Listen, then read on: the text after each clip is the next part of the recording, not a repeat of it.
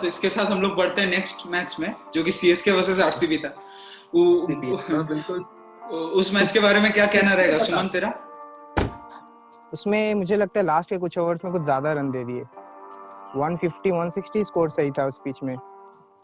जो पिच देख के लग रहा था उसमें 170 बहुत ज्यादा हो गया था। नहीं बैट्समैन को भी प्रॉब्लम हो रहा था स्टार्टिंग में खेलने में। मेरे हिसाब से तो पिच बहुत बढ़िया था पेस बॉलिंग के लिए, क्योंकि दोनों तरफ के पेस बॉलर स्विंग करवा पा रहे थे, बीट कर पा रहे थे बैट्समैन को। हाँ वही लेकिन बॉलिंग के लिए सीएसके के लिए प्रॉब्लम हो गया कि वो लोग कोहली का विकेट नहीं ले पाए।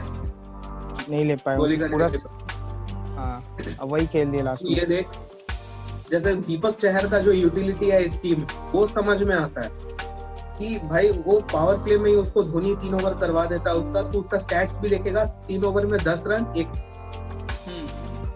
उसका बॉलिंग सही है। तू आरसीबी का बैटिंग देख, जैसे देवदत्त पादिक्कल 34 बॉल्स में 33 बनाया, तब रन बॉल खेला, ठीक है। एरन फिंच लेकिन फंस गया उसके सामने, 9 बॉल में 2 रन। तो वो भी ठीक है, मतलब आरसीबी का इंटेंट भी शुरू में दिख नहीं रहा था, और सीएसके का बॉलिंग पावर प्ले में थोड़ा ठीक था दीपक चहर का, तो इसलिए चहर का स्टैट्स इंप्रूव रहा, मतलब डिसेंट था, वो अच्छा था। लेकिन उसके अलावा जो चेन्नई के 2 और फास्ट बॉलर थे, शार्दुल ठाकुर, वो 4 ओवर में 40 रन, सैम करन 4 ओवर में 48 रन।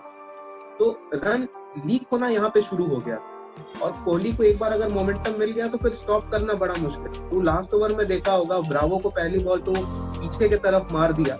हाँ एकदम, मैं वही सोच रहा था कि 50 क्रॉस करने के बाद कोहली विराट कोहली से एबीडी बन जाता है, कहीं से भी शॉट लगा देगा। हाँ वही चीज है, बस एक बार अब कनेक्ट होना शुरू हुआ तो फिर और रुक नहीं सकता। और आई थिंक आरसीबी शायद 16 ओवर में 100 बनाया था ना शायद। हाँ 16 ओवर के आसपास 100 था।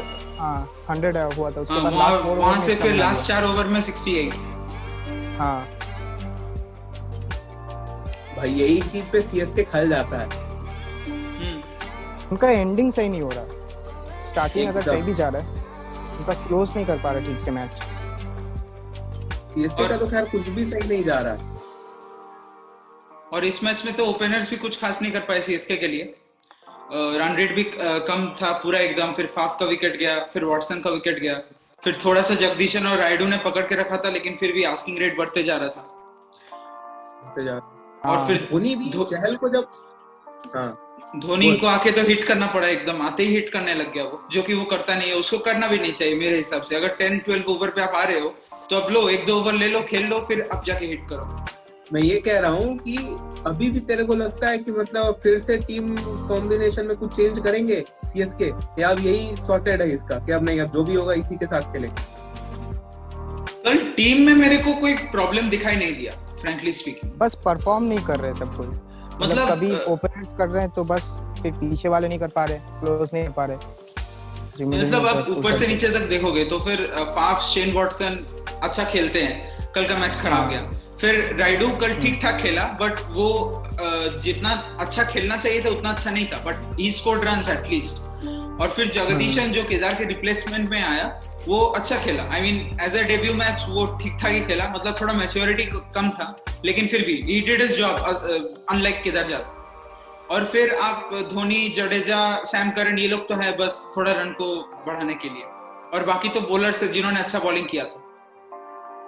लेकिन चेन्नई का फिर वही प्रॉब्लम हो जा रहा है ना, तू ये देख, अगर बैट्समैन एकदम चल गए टॉप ऑर्डर, अगर तब तो कोई बात नहीं है, लेकिन मिडिल ऑर्डर जैसे ही आया, मान ले शेन वॉटसन, फैफ, राइडू तीनों आउट।